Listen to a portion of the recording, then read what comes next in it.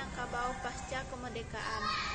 Kami yang beranggotakan, saya sendiri yaitu Mona Lisa Hidayah sebagai moderator, Khalifatul Rahma sebagai pemateri pertama, Hikmah Syaputri sebagai pemateri kedua, Anissa Pandanwangi sebagai pemateri ketiga, Cynthia Julianti sebagai pemateri keempat.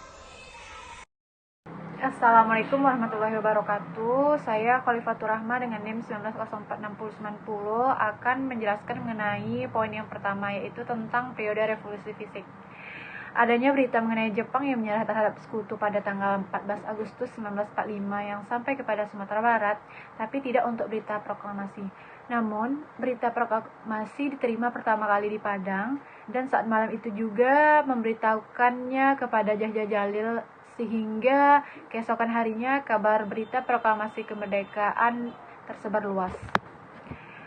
Adanya dukungan resmi masyarakat pada Presiden Sumatera Barat terhadap berita proklamasi kemerdekaan yang terjadi tanggal 29 Agustus 1945, mereka sangat berhati-hati dan sangat berani untuk menghindari razia Kang Petai, yang mana para pemuda menyebarkan ke seluruh pelosok Sumatera Barat dengan berupa selebaran permakluman kemerdekaan Indonesia yang dicetak di kantor Padang Nipo.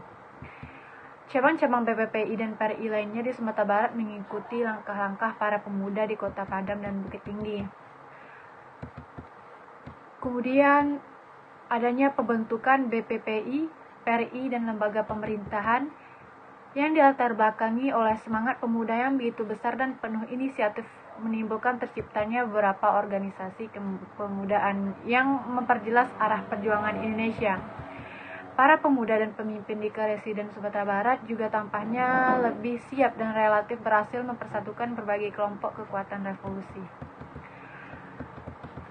Usaha yang dilakukan untuk mempercepat agar khalayak dapat menerima kabar kemerdekaan sebenarnya terkendala oleh pihak Jepang.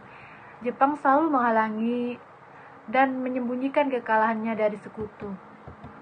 Sehingga pada tanggal 18 Agustus 1945, Ismail Lengah dan yang lainnya bertemu di Padang untuk membahas perlunya sebuah badan yang mampu menopang dan mendukung kegiatan pemberitaan proklamasi. Ismail Lengah mengusulkan gagasan yaitu sebuah organisasi yang bernama BPPI, dan keesokan harinya badan tersebut ditetapkan. Kemudian sementara itu di Bukit Tinggi diadakan sebuah rapat yang didasari oleh persatuan dan jiwa kemerdekaan. Rapat tersebut berlangsung pada tanggal 21 Agustus 1945 dengan disepakati oleh para pemuda untuk membuat organisasi yang dinamakan Pemuda Indonesia atau PI. Di sini ada perbedaan antara BPPI di Padang dan PI di Bukit Tinggi. BPPI yang merupakan badan yang menjadi wadah perjuangan yang mencerminkan peranan pemuda, memiliki tugas untuk menampung segala persoalan dan memberikan penjelasan tentang proklamasi kemerdekaan. Namun, pada tanggal 19 Agustus dengan salah satu agendanya yang ada di Jakarta mengenai pembentukan sebuah komite nasional, sehingga dibentuklah KNIP atau Komite Nasional Indonesia Pusat pada tanggal 22 Agustus 1945. Setelah KNIP terbentuk, maka kepala daerah-daerah juga diinstruksikan agar secepatnya membentuk Komite Nasional Indonesia Daerah atau KNID untuk membantu pelaksanaan tugas gubernur, residen, dan bupati sesuai dengan tingkatannya. Adapun rapat yang dihasilkan pada rapat pertama tanggal 31 Agustus 1945 di Alang-Laweh menghasilkan 3 keputusan. Yang pertama itu menyiarkan proklamasi kemerdekaan untuk seluruh Sumatera dengan anjuran bahwa dengan ini seluruh rakyat Sumatera wajib mendukung dan sepenuhnya menjunjung tinggi pemimpin besar Indonesia yaitu Soekarno-Hatta. Yang kedua, mengeluarkan maklumat pembubaran Seigenshi Hokakai. Yang ketiga, membentuk satu Komite Nasional Indonesia di Sumatera Barat. Dengan itu, berdirinya KNI dapat menandai dimulainya pemerintahan Republik Indonesia di Keresidenan Sumatera Barat, yang mana pada saat tersebut jumlah pegawai di seluruh Keresidenan Sumatera Barat diperkirakan berjumlah 8.000 orang. Dan pada tanggal 8 Oktober 1945, pegawai pemerintahan tersebut resmi dilantik dengan berdasarkan pada ketetapan Presiden atau Kepala Pemerintahan Republik Indonesia Sumatera Barat. Baiklah, mengenai poin kedua yaitu tentang periode demokrasi liberal akan dijelaskan oleh rekan saya. Terima kasih. Baiklah, saya akan melanjutkan materi periode demokrasi liberal di Minangkabau, di mana di dalam adat Minangkabau mereka menerapkan sistem kebijakan politik musyawarah mufakat. Meskipun seorang pemimpin di dalam adat Minangkabau tersebut memiliki kekuasaan yang besar, tetapi ia dituntut untuk tetap melakukan musyawarah terlebih dahulu. Pemerintahan daerah yang mengatur tentang pemilihan wali nagari telah memutuskan untuk memusnahkan kelembagaan tradisional dan lokal yang telah hidup beratus tahun di Minangkabau. Akibatnya terjadilah defisit demokrasi di Minangkabau. Dalam perkembangannya di Minangkabau lahirlah organisasi Nini Mama.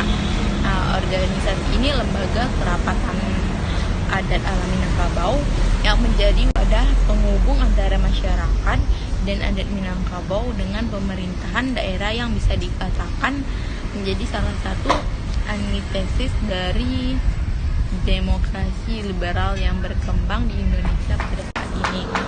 Itulah yang dapat saya sampaikan, lebih dan kurang saya mohon maaf. Assalamualaikum warahmatullahi wabarakatuh. Assalamualaikum warahmatullahi wabarakatuh. Baiklah, saya Anissa Widya Pandanwangi, NIM 19046009. Di sini saya akan melanjutkan materi mengenai Minangkabau pada masa demokrasi terpimpin. Pada awal kemerdekaan, sistem politik Minangkabau ini pada umumnya dipegang oleh tokoh-tokoh politik Minangkabau seperti Hatta, Muhammad Yamin, Agus Salim, Natsir, Syahrir, dan Asad. Hal ini terbukti dengan diberlakukannya sistem parlementer pada saat itu, yang mana sistem parlemen di Indonesia pada masa itu dipegang oleh tokoh-tokoh Minangkabau. Namun sistem parlementer ini hanya berlaku sampai dikeluarkannya dekret presiden pada tahun 1959. Selanjutnya sistem parlementer ini diganti dengan sistem politik yang bersifat sentralistik dan feodalistik yang dijalankan oleh Presiden Soekarno, yang mana sistem ini dikenal dengan sistem demokrasi terpimpin.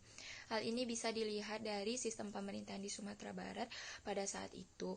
Berdasarkan SK Gubernur Sumatera Barat nomor 32 tahun 1959, struktur pemerintahan nagari terdiri dari pemerintah dan Dewan Perwakilan Nagari sebagai legislatif. Pemerintahan nagari saat itu dikuasai oleh pendukung Soekarno. Adapun cerminan dari sistem demokrasi terpimpin di Minangkabau ini yaitu ditemukannya seperti Kapalo Nagari.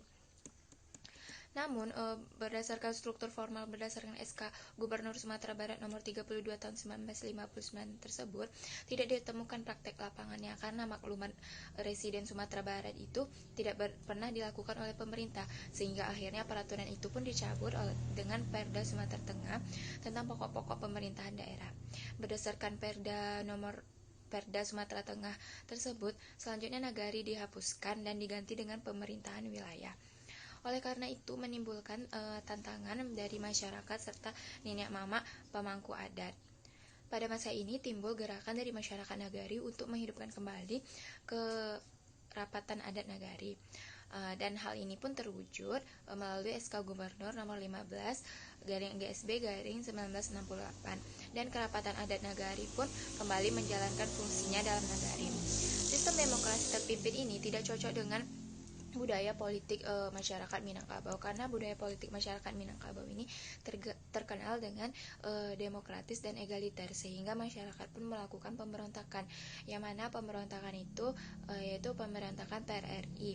Pemberontakan PRRI ini terjadi rentangan tahun 1958 sampai 1960. Baiklah, di sini saya Cynthia Julianti akan melanjutkan materi tentang Minangkabau periode Orde Baru. Pemerintahan nagari merupakan struktur pemerintahan terbesar di Sumatera Barat, Minangkabau. Pemerintahan nagari juga merupakan lembaga pemerintahan yang bersentuhan langsung dengan aktivitas sosial kemasyarakatan pada level grassroots atau akar rumput. Pelaksanaan peran dan fungsi lembaga pemerintahan nagari sebagai pelaksana pemerintahan yang berada di garis paling depan dalam pelaksanaan fungsi negara secara otomatis menjadi fokus perhatian banyak pihak. Pemerintahan nagari sejatinya dapat menghidupkan jati diri kehidupan beradat di dalam nagari. Kebanggaan orang dalam bernagari adalah lahirnya kepeloporan dalam berbagai bidang. Kerjasama antar generasi muda dan tua, cerdik dan pandai, alim ulama sangat diperlukan untuk membangun suatu negari. Seperti yang kita kenal sebagai Tungku Tigo Sajarangan, yaitu yang terdiri dari nenek mama, alim ulama, dan cerdik pandai. Wilayah nagari adalah suatu aset dalam pemerintahan nagari. Pemerintah nagari harus fokus menyiasati babalik banagari sebagai suatu sistem berpemerintahan dan melaksanakan kehidupan anak nagari dalam tatanan adik basandi syarak basandi kitabullah. Analisis nagari yang paling utama adalah pemerintahan nagari yang terdiri dari wali nagari dan aparat, badan musyawarah nagari, dan kerapatan adat nagari. Sebutan nama Minangkabau telah populer dalam keseharian masyarakat. Tidak saja masyarakat Minangkabau, tetapi juga kalangan masyarakat di seluruh Nusantara, bahkan mancanegara. Komunitas masyarakat adat Minangkabau merupakan salah satu komunitas masyarakat adat di negeri ini yang memiliki ciri khas, keunikan budaya, dan spesifikasi tersendiri yang berbeda bila dibandingkan dengan suku bangsa dan komunitas masyarakat adat lainnya. Mungkin sekian penjelasan materi dari saya kembalikan kepada moderator.